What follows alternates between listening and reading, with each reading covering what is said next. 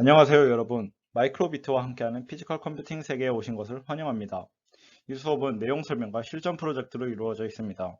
내용 설명에서는 내용을 편하게 들으시면 되고, 실전 프로젝트에서는 화면을 같이 따라해 주시면 됩니다. 저희는 카이스트 로봇 동아리 미스터의 이준, 윤준혁, 김신정, 최문기, 최지용이고, 저는 발표를 맡은 윤준혁입니다. 이 수업에서 우리는 여러분들에게 피지컬 컴퓨팅이라는 분야에 대한 경험을 제공하고자 합니다. 이 수업을 통해 여러분이 상상한 것을 스스로 만들어 볼 수 있겠다는 자신감을 얻으면 좋겠습니다. 학습 목표는 한번 읽어보세요. 아직은 무슨 말인지 몰라도 괜찮습니다. 딱 한 가지 우리가 세 번의 수업을 통해 최종적으로 만들려고 하는 것이 어두우면 켜지는 무드등이라는 것을 기억해 주셨으면 합니다. 아까 말했다시피 우리는 간단한 피지컬 컴퓨팅을 해볼 것입니다. 사실 여러분들에게는 아직 피지컬 컴퓨팅이라는 단어가 생소할 것입니다.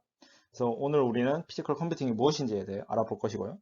이 피지컬 컴퓨팅에 사용되는 도구 중 마이크로비트라는 것이 있는데 이 마이크로비트가 어떤 것인지에 대해 알아볼 것입니다. 또 마이크로비트는 프로그램을 넣어야 작동합니다. 따라서 블록 코딩이라는 방법을 통해 마이크로비트의 프로그램을 작성해서 업로드하는 방법을 알아볼 것입니다. 마지막으로 LED 제품의 일종인 네오픽셀을 사용해 볼 것입니다. 이 네오픽셀은 나중에 마지막 목표인 무드 등에 들어갈 부품이기도 합니다. 그래서 이제 도대체 피지컬 컴퓨팅이 무엇인지 왜 필요한지 먼저 알아봅시다. 피지컬 컴퓨팅에 대해 알려면 먼저 마이크로 컨트롤러에 대해 이해해야 합니다. 마이크로 컨트롤러는 말 그대로 작은 컴퓨터입니다. 이 마이크로 컨트롤러를 통해 피지컬 컴퓨팅을 할 수 있게 됩니다. 여러분들이 아두이노를 들어본 적이 있을 텐데 그게 마이크로 컨트롤러의 일종입니다. 이번 수업에서 주로 사용되는 마이크로 비트는 마이크로 컨트롤러를 포함하고 있습니다. 피지컬 컴퓨팅이란 현실 세계로부터 값을 받아서 기계가 주어진 작동을 하도록 만드는 것을 의미합니다. 현실 세계로부터 값을 받기 위해서 초음파 센서와 같은 여러 센서를 사용하고 기계가 주어진 작동을 하기 위해 오토나 LED 같은 구동기를 사용합니다. 또 구동기와 센서 사이를 연결하고 조절하기 위해서 프로그램이 업로드된 마이크로 컨트롤러를 사용합니다. 이러한 피지컬 컴퓨팅의 개념은 공장 내 생산 설비뿐만 아니라 냉장고, 전자레인지와 같이 우리 주변 제품들에까지 폭넓게 사용되고 있습니다. 우리는 피지컬 컴퓨팅을 이용하여 어두우면 켜지는 무드 등을 만들어 볼 것입니다. 이제 마이크로비트가 무엇인지에 대해 조금 더 알아봅시다. 마이크로비트는 영국 방송업체 BBC와 마이크로소프트 등 각종 기업 및 대학교의 협력으로 만들어진 소형 교육용 마이크로 컨트롤러 보드입니다. 마이크로비트는 우리가 원하는 작동을 하도록 하려면 그거에 맞는 프로그램이 필요합니다. 당연히 프로그램이 없으면 아무 동작을 하지 않겠죠? 마이크로비트의 프로그래밍은 블록 코딩 방식으로 작성할 수 있습니다. 블록 코딩은 C 언어나 파이썬보다 조금 더 쉬운 형태의 프로그램 개발 환경을 사용해 일일이 코드를 쓰지 않고도 마치 레고를 조립하듯이 코딩할 수 있도록 해줍니다. 마이크로비트는 다른 보드들과 달리 마이크로 컨트롤러와 함께 센서가 보드에 내장되어 있고 인터넷 사이트에서 블록 코딩으로 프로그래밍을 할 수 있기 때문에 처음 사용하는 분들도 쉽게 피지컬 컴퓨팅을 할 수 있습니다. 그럼 이제 마이크로보드가 어떻게 구성되어 있는지 보겠습니다. 여러분들도 옆에 부품 박스에서 마이크로비트를 꺼내서 어떻게 생겼는지 함께 살펴봅시다. 먼저 마이크로비트의 앞부분을 보면 이렇게 LED 25개가 있고 그다음에 A 버튼과 B 버튼이 각각 있습니다. 그 다음에 밑에 5개의 구멍이 있습니다. 0번, 1번, 2번 구멍은 도선으로 연결하여 해당 부분에 입출력을 줄 수 있습니다. 즉 다양한 전기 신호를 읽거나 내보낼 수 있다는 것입니다. 그 다음에 3V와 GND 구멍도 있는데 이 구멍은 전원을 공급해야 하는 경우에 사용됩니다. 그럼 이제 뒷부분을 살펴봅시다. 이렇게 블루투스 안테나, USB 소켓, 제시작 버튼, 배터리 소켓, 상태 표시 램프, 각종 센서 및 마이크로 컨트롤러처럼 여러 가지가 많이 있는데 다 기억할 필요는 없고 제가 지금부터 말씀드린 4가지만 기억해 두셨으면 합니다. 먼저 USB 소켓은 여기 이렇게 있는데 제작한 프로그램을 다운하는 데 사용되고 옆에 제시작 버튼은 다운된 프로그램을 재시작하는 데 사용되고 배터리 소켓은 외장 배터리 팩을 연결할 때 사용됩니다. 상태 표시 램프가 있는데 이건 알림사항이 있으면 노란색 램프가 깜빡거립니다. 그래서 현재 작성한 프로그램이 업로드 되고 있을 때 이런 사항들을 확인할 수 있는 것입니다. 이제 마이크로비트에 들어갈 프로그래밍을 작성하는데 블록 코딩이라는 방식을 사용한다고 했죠. 그 블록 코딩이 무엇인지에 대해 제대로 알아봅시다. 앞서 말했듯이 블록 코딩은 코드를 일일이 적지 않고도 마치 레고 맞추기처럼 코드를 짤 수 있도록 해줍니다. 이 그림에서 딱 봐도 중간계 블록 코딩을 이용한 거겠죠. 예를 들어서 우리가 마이크로 꺽쇠3, 꺽쇠3, 꺽쇠3이라는 것을 계속 출력하는 프로그램을 작성한다고 생각해 봅시다. 이 중간 그림이 블록 코딩으로 작성한 거고 오른쪽 그림이 일반적인 언어로 작성한 프로그램입니다. 만약에 오른쪽처럼 일반적인 언어를 작성한다면 basic forever function 이런 여러 가지 명령어들을 알아야 되고, 그리고 뭐 따옴표나 괄호들이 어떻게 사용되는지 그런 문법들을 다 알아야 됩니다.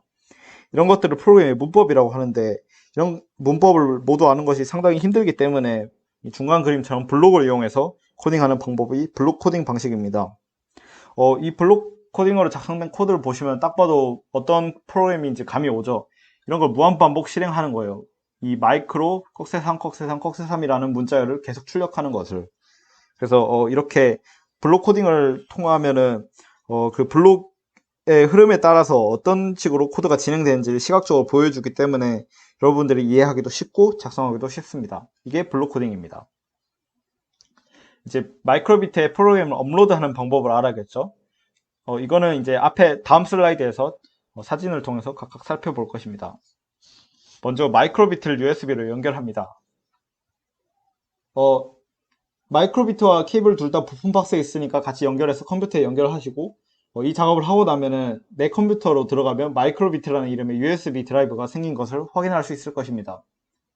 다음은 이제 마이크로비트 홈페이지에 들어가야 됩니다. 이 URL로 들어가셔서 접속을 하시고요. 그 다음에 여기 이 코드 만들기를 누르면은 이 페이지가 뜹니다. 이 페이지에서 메이크 코드 편집기에서 프로그램 만들기를 누르면은 프로그램 만드는 창이 뜹니다. 그래서 새로운 프로그램을 만들고 싶다 하면 이 새 프로젝트를 누르면 되고요.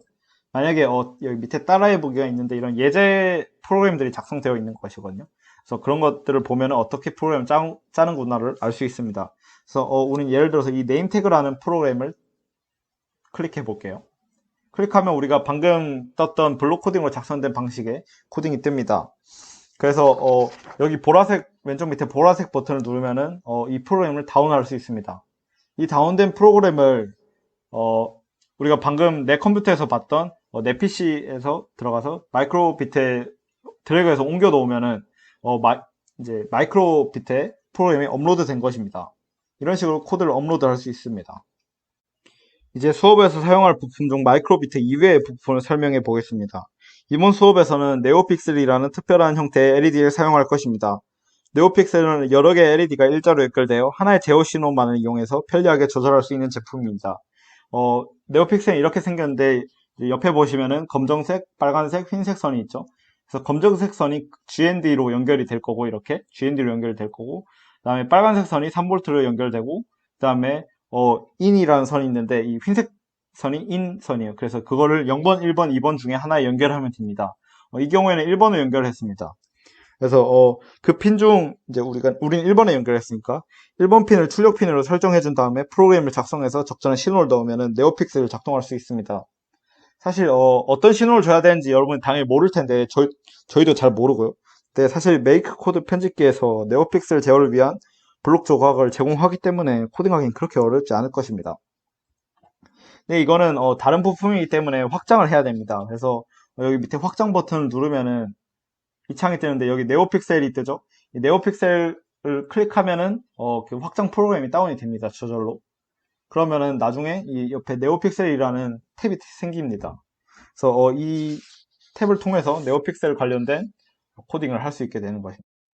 자, 이제 우리는 블록 코딩을 해서 마이크로비트를 제어할 준비가 모두 되었습니다. 이제 블록 코딩이 무엇인지에 대해 이해하는 것이 가장 필수적입니다. 하드웨어가 피지컬 컴퓨팅의 몸통을 차지한다면 소프트웨어, 즉 블록 코딩은 피지컬 컴퓨팅의 뇌를 차지합니다. 하드웨어와 소프트웨어가 모두 있어야 비로소 우리가 원하는 작품을 만들 수 있는 것이겠죠. 그렇기 때문에 지금부터는 블록 코딩을 짜고 그리고 그 짠 코드를 이해할 수 있도록 할 것입니다. 코딩의 가장 기본적인 블록은 시작하면 실행 블록이랑 무한반복 실행 블록이 있습니다. 이 두 블록은 프로그램의 흐름을 결정짓는 가장 중요한 블록입니다. 프로그램이 시작하면 항상 시작하면 실행이라는 블록을 먼저 한 번 실행하고 끝나면 무한반복 실행 블록을 계속 반복하여 실행합니다. 시작하면 실행 블록의 역할은 프로그램의 초기 설정을 하는 데 있고, 무한반복 실행 블록의 역할은 센서 값을 측정해서 그 측정값에 따른 반응을 하는 등의 지속적인 동작을 하는 데 있습니다. 이 화면의 프로그램은 LED를 하트 모양으로 깜빡거리게 만드는데 초기 설정이 딱히 필요하지 않기 때문에 시작하면 실행 블록은 비어있고, 지속적으로 LED를 하트 모양으로 깜빡이기 위해 LED 출력 끄기 블록을 무한반복 실행 블록 안에 넣었습니다. 이 동영상을 보면 프로그램 한 대로 빨간 버튼이 깜빡이는 것을 알 수 있습니다.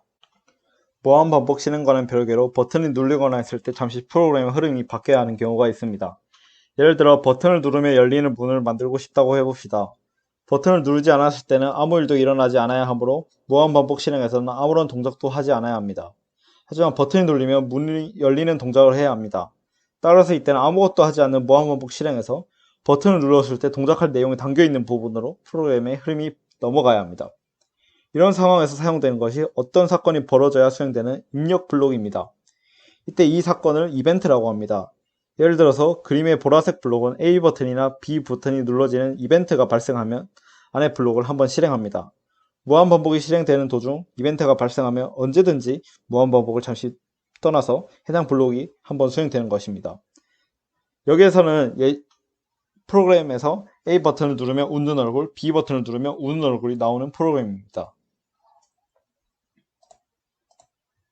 A 버튼을 누르면 웃는 얼굴, B 버튼을 누르면 우는 얼굴이 나타나죠. 그래서 각 이벤트에 대한 입력 블록을 만들고 LED 출력 블록을 넣어서 프로그램을 작동시킬 수 있었습니다. 프로그램이 제대로 동작하기 위해서는 어떤 정보를 저장해 두는 것이 필요할 때가 있습니다. 예를 들어 체스 게임을 만든다고 해봅시다. 이때 어떤 플레이어의 말이 어떤 위치에 있는지 저장해 두어야 나중에 그 정보를 보고 누가 이겼는지를 판단할 수 있을 것입니다. 이런 상황에서 우리는 변수라는 것을 사용합니다. 마치 방정식에서 x라는 미지수를 사용하는 것과 같은 용도입니다. 일반적으로 화면과 같이 A, B, C처럼 변수의 이름으로 단어를 사용할 수 있습니다. 변수를 사용할 때는 두 가지 방법이 있는데 첫 번째는 변수를 저장하거나 값을 바꾸는 과정이 있고 두 번째는 그 변수를 사용하는 과정이 있습니다. 이 그림에서 변수 A의 오른쪽에 값을 집어넣으면은 그 A라는 것에 그 값을 저장하게 됩니다. 또는 이미 한번 저장을 해놨다면은 예를 들어서 1로 저장되어 있는데 지금 여기서 0으로 저장하는 거예요. 그러면 다시 0으로 저장하는 과정을 거칩니다. 특히 값을 처음으로 변수에 할당할 때는 변수를 초기화한다고 표현합니다. 마이크로비트 프로그래밍에서는 변수를 사용하기 전에 이 초기화를 꼭 해야 하고 이 작업은 시작하면 실행 블록에서 하는 게 보통입니다. 변수를 프로그래밍에 사용하면 숫자 대신 변수의 이름을 표시하여 그 숫자가 뭘 의미하는지 알기 쉽게 나타낼 수도 있고 저장된 값을 나중에 꺼내서 사용할 수도 있어서 편하게 프로그래밍을 할 수 있게 해줍니다. 블록 코딩에서는 변수를 사용하기 위해 변수 항목을 클릭하고 변수 만들기 클릭하여 새 변수 이름을 써서 만들 수 있습니다. 그래서 변수 이름을 A라고 하면은 A라는 이름을 가진 변수가 생성되는 것입니다. 변수 이름은 key, name 이런 것처럼 그 변수의 의미를 나타내는 단어를 쓰시는 게 편리할 것입니다. 만약 A라는 변수를 생성했다고 해봅시다. 그럼 변수 항목을 클릭했을 때 A 사용, A의 저장과 같은 블록이 나타납니다. A에 들어가 있는 값을 사용하고 싶으면 이 둥근 아이콘을 끌어서 쓰면 되고 그다음에 A의 값을 새롭게 업데이트하고 싶다. 그러면은 A의 저장, A의 증가와 같은 블록을 쓰면 됩니다. 블록을 맞추거나 삽입할 때 그게 들어갈 수 있는 곳인가 서로 연결할 수 있는 것인가를 알려면 그 모양을 알면 됩니다. 예를 들어서 A의 0 저장이라는 블록에 이 0에는 둥근 모양이 있죠. 그래서 실제로는 다른 변수 이름을 여기 A의 저장으로 넣을 수 있습니다. 지금까지의 블록은 순서대로 실행되면 단순했습니다. 하지만 복잡한 일을 처리하기 위해서는 조건에 따라 다른 행동을 하는 프로그램을 만들어야 합니다. 예를 들어 냉장고를 만든다고 생각해 봅시다. 그래서 우리는 섭씨 4도로 냉장실을 유지하고 싶습니다. 이러한 경우에 4도보다 높을 때는 냉각 기능이 켜져야 되고 4도보다 낮을 때는 냉각 기능이 멈추도록 동작을 해야 합니다. 이러한 기능을 마이크로비트에서는 논리 블록이 있습니다.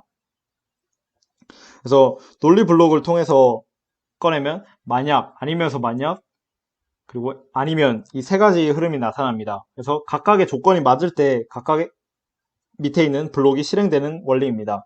그래서 여기서는 A라는 변수를 만들었고 그리고 A 버튼을 누르면 A 값을 1 증가 그리고 B 버튼을 누르면 A를 0으로 초기화하는 그런 게 있습니다. 그 다음에 이제 A가 0이다. A가 0인 경우에는 LED로 0을 출력하고 A가 1이다. 그러면은 LED로 1을 출력하고 A가 0도 아니고 1도 아니다. 그런 경우에는 LED로 2를 출력하는 프로그램입니다. 직접 프로그램을 보면은 A 버튼 누르면 1로 바뀌죠. 다시 A를 한 번 더 눌렀어요. 그러면은 A 값이 2가 되죠. 근데 2가 되는 경우는 아무것도 아닌 경우죠. 그래서 숫자 2가 나타납니다. 근데 이제 다시 만약에 B 버튼을 눌렀다. 그러면은 A가 0이 되면서 LED에도 0이 뜨게 되는 것입니다.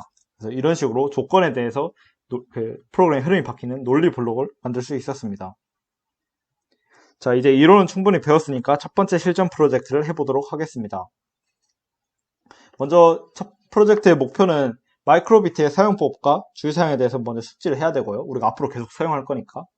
블록 코딩을 통해서 네오픽셀 LED를 켜고 끌 수 있는 코드를 작성해 볼 것입니다. 그리고 코드를 수행하기 위한 회로를 당연히 만들 수 있어야겠죠. 먼저 마이크로비트의 주의사항이 있어요. 우리가 네오픽셀 전선 부분을 세게 잡아당기면 떨어질 수 있거든요. 그래서 조심하게 다뤄주셔야 되고, 마이크로비트나 이제 네오픽셀 이런 것들 액체나 금속으로 접촉하지 않도록 해줘야 됩니다.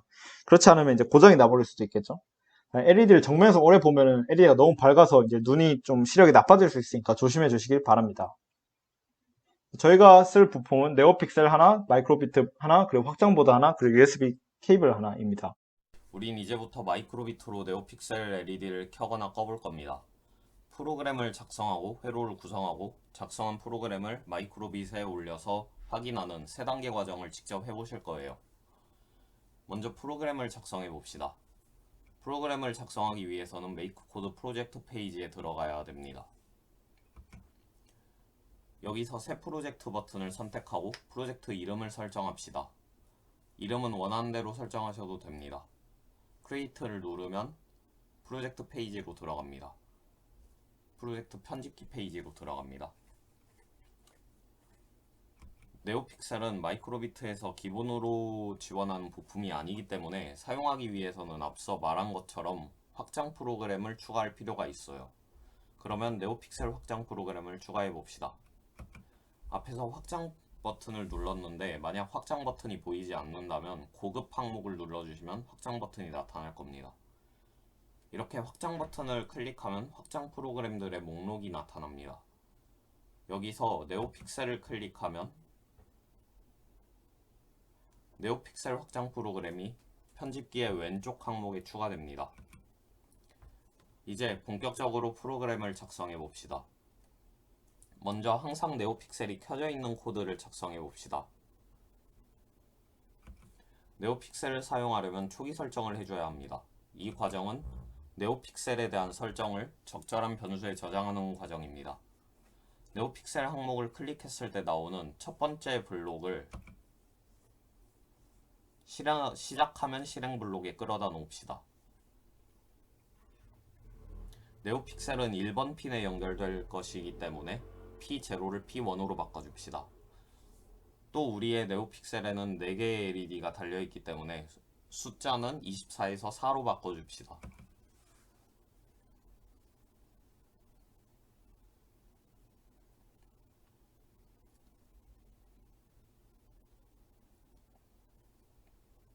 이제 설정이 끝났습니다. 다음으로 LED를 켜보려면 네오픽셀 항목 위에서 4번째 블록이 필요합니다.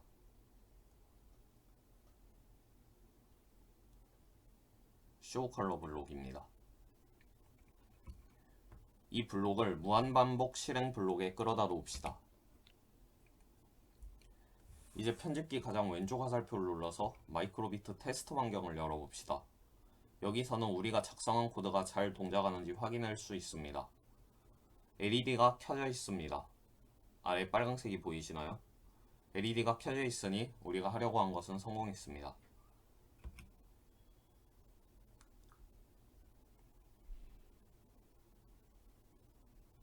다음으로는 A 버튼을 누르면 켜지고 B 버튼을 누르면 꺼지게 만들어 봅시다. 입력 항목에서 누르면 실행을 끌어다 놓읍시다. 기본으로 A 버튼으로 설정되어 있습니다. 그리고 앞에서 무한반복 실행에 가져다 놓았던 쇼 컬러 블록을 A 누르면 실행 블록에 가져옵시다. 다시 테스트 환경을 열어서 테스트를 해봅시다. 처음엔 LED가 꺼져 있다가 A를 누르면 켜집니다. 이젠 B 버튼으로 끄는 기능을 추가해 봅시다. 다시 입력을 열어서 누르면 실행 블록을 가져옵니다. B 버튼을 눌렀을 때 실행하려면 A를 B로 바꾸어 줍니다. 끄는 기능을 찾기 위해서는 네오픽셀 항목을 다시 열어줍시다. 여기서는 여기서는 쇼 블록과 클리어 블록이 필요합니다. 클리어 블록은 LED 출력을 모두 초기화하는 역할을 하고 쇼 블록은 바뀐 출력을 적용하는 역할을 합니다. 따라서 초기화와 적용 두 블록 모두가 필요합니다. 클리어 블록과 쇼 블록 순서대로 끼워 맞춰줍시다. 다시 테스트 환경을 열어봅시다. 이제 A를 누르면 켜지고 B를 누르면 꺼집니다. 이제 회로 구성을 시작해 보겠습니다. 시작하기 전에 앞서 말씀드렸던 부품들이 모두 준비되었는지 확인해 주시기 바랍니다. 부품이 모두 준비되었으면 시작해 보겠습니다. 먼저 확장 보드에 마이크로비트 보드를 꽂을 겁니다. 제가 들고 있는 이 방향으로 꽂아 주시기 바랍니다. 방향에 주의해야 합니다. 방향이 다르면 작동하지 않습니다. 이제 네오픽셀을 마이크로비트 확장보드에 연결해 볼 텐데요. 빨간 선은 VCC, 검은 선은 GND, 흰 선은 데이터 선입니다. VCC 선을 3V 핀에 꽂아 줍시다.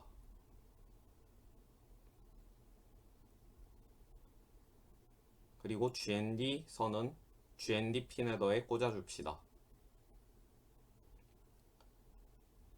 데이터 선은 프로그래밍에서도 사용했던 1번 핀 헤더에 꽂아 주셔야 합니다.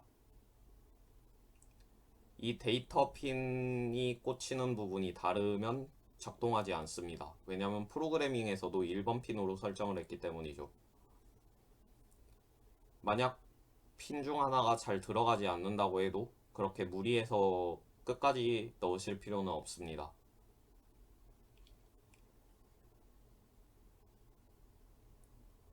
이제 USB 케이블을 꽂아 볼 건데요. USB 케이블은 확장 보드에 꽂거나 마이크로비트 보드에 꽂을 수 있습니다만 확장 보드에 꽂게 된다면 프로그램을 업로드할 수가 없습니다. 따라서 마이크로비트 쪽에 꽂아 줍시다. 이제 USB 케이블의 다른 한쪽은 컴퓨터에 연결해 줍시다.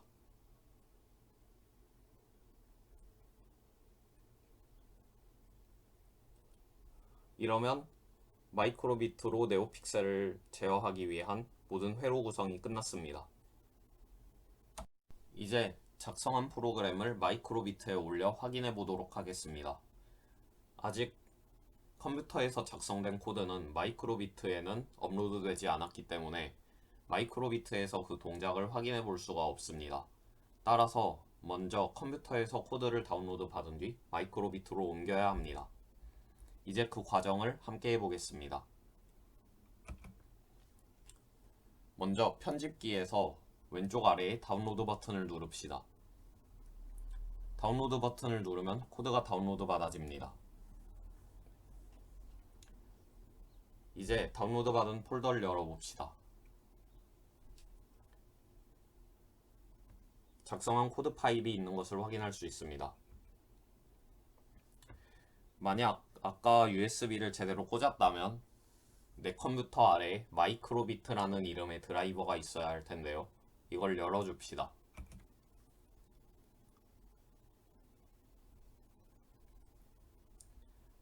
이제 이 드라이브에 작성한 코드 파일을 옮겨줍시다. 업로드가 진행될 때에는 마이크로비트 후면 기판에 있는 LED가 반짝입니다. 반짝이는 게 끝나면 업로드가 완료된 것이고요. 업로드가 완료되었으면 A 버튼을 눌러서 LED를 켜고 B 버튼을 눌러서 다시 꺼볼 수 있습니다. 우리가 작성한 대로 동작하는 모습을 볼 수 있습니다. 자, 이렇게 1차시 실전 프로젝트가 모두 끝났고요. 이 부품들은 다시 2차시, 3차시에 사용해야 하기 때문에 조심스럽게 정리해서 다시 부품 박스에 담아주시길 바랍니다. 우선 강의를 멈춰두고 다음의 질문에 스스로 답할 수 있는지 확인해 봅시다. 스스로 답을 내릴 수 있었나요? 우선 피지컬 컴퓨팅의 동작 원리가 무엇일까요? 피지컬 컴퓨팅이란 현실 세계로부터 값을 받아 기계가 주어진 작동을 하도록 만드는 것을 의미하죠. 이때 필요한 제어 프로그램을 마이크로 컨트롤러에 업로드 해놓고 센서와 구동기 부분을 마이크로 컨트롤러와 연결하여 제품 또는 장치를 만들 수 있었습니다. 마이크로 비트란 무엇일까요? 마이크로 비트는 마이크로 컨트롤러에 각종 센서를 탑재하고 있는 소형 교육용 마이크로 컨트롤러 보드입니다. 이제 마지막으로 블록 코딩이란 무엇일까요? 블록 코딩은 프로그램을 마치 레고 블록 맞추기처럼 할 수 있는 프로그램 개발 환경을 의미합니다. 1차시 수업 듣느라 수고하셨습니다. 2차시 내용은 1차시 내용이랑 이어지기 때문에 이해가 안 되는 부분이 있으면 다시 한번 들어보시길 바랍니다. 감사합니다.